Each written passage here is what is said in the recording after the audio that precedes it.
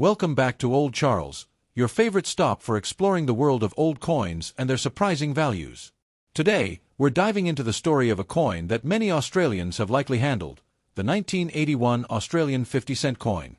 What's it made of? Is it rare? And most importantly, how much is it worth today? Let's find out. The 1981 Australian 50-cent coin holds a special place in the nation's coin history. First things first, it's not the round silver coin from 1966. The 1981 version follows the dodecagon shape, meaning it has 12 sides, a very recognizable design. On the obverse side, you'll see the familiar portrait of Queen Elizabeth II, designed by Arnold Machin. This portrait was used on Australian coins from 1966 to 1984. Flip the coin over, and on the reverse, you'll find the Australian coat of arms, designed by Stuart Devlin, featuring the kangaroo, the emu, and the shield representing the 6 states of Australia. Let's get into the specs. The 1981 50-cent coin has shape ** 12-sided, dodecagon, diameter ** 31.65 millimeters, weight ** 15.55 grams, metal composition ** 75% copper, 25% nickel, a cupronickel blend edge ** plain, so it's a pretty large and heavy coin, even bigger than most dollar coins worldwide.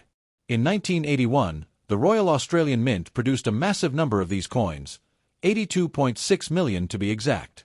Because of this high mintage, most 1981 50-cent coins are considered common in circulation today. But there's a twist. Some of these coins were also minted in Canada in 1981, due to increased demand in Australia. These are sometimes referred to as Canadian strikes, and they're slightly different in detail and quality. Alright, here's the part you've been waiting for. What's it worth today? ***, if you've got a 1981 Australian 50-cent coin, here's what you can expect. Most coins you'll find in your change are worth face value, 50 cents AUD.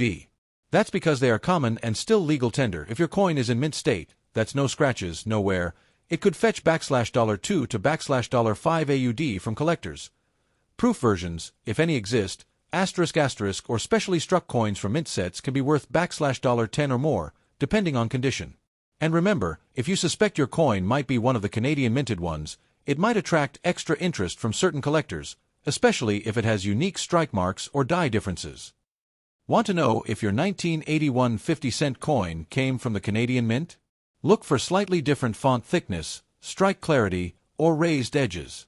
Experts often compare them side by side under magnification to spot the difference. It might not be worth a fortune, but it's definitely a conversation piece. So, should you hold on to your 1981 50-cent coin? If it's a common circulated one, it probably won't increase much in value unless it's kept in pristine condition. But if you're a collector or just love the history behind coins, it's absolutely worth keeping, especially if you enjoy collecting all the 12-sided 50-cent coins of Australia. The 1981 Australian 50-cent coin might not be rare, but it's definitely rich in history. It's a great example of Australia's unique coinage, and who knows, with the right eye and a little luck, you might just find a special variant worth more than you expect. The Australian 50-cent coin has undergone some interesting changes since it was first introduced in 1966. The 1981 edition stands out for a few unique reasons, even though it might appear as just another regular coin in your pocket. The original 50-cent coin released in 1966 was round and made of 80% silver. However, due to the rising cost of silver, the round 50-cent coin was quickly withdrawn from circulation and replaced in 1969 by a dodecagon-shaped coin, a 12-sided design that remains today. By 1981, the 50-cent coin had been circulating in its new shape for over a decade. The Australian government was producing these coins in large numbers to support a growing economy and population. In 1981, the Royal Australian Mint produced more than 82.6 million 50-cent coins, one of the largest mintage years for this denomination. Because of the high demand that year, the Royal Australian Mint enlisted the help of the Royal Canadian Mint to produce additional coins. This was a rare move and created what collectors call Canadian strikes. While not officially marked, some experts believe they can be identified by subtle differences in how the coin was struck, such as sharper details or changes in the edge and lettering. Features a portrait of Queen Elizabeth II, designed by Arnold Machin. This version of the Queen was used on Australian coins from 1966 to 1984 and shows her wearing a tiara. The Australian coat of arms, designed by Stuart Devlin, a renowned Australian goldsmith and coin designer. The coat of arms includes a kangaroo and an emu, Australia's national animals, a shield with symbols of Australia's 6 states, a 7-pointed star, and other national elements. While the 1981 coin is common in circulation, its connection to international minting, especially the Canadian-produced coins, adds a layer of historical and collectible interest. Collectors often seek out 1,981 coins in uncirculated or proof condition, and some even try to identify the Canadian-struck versions. Due to their rarity in higher grades, coin collectors use a grading system to describe a coin's condition, from worn-out circulated coins to flawless mint-state examples.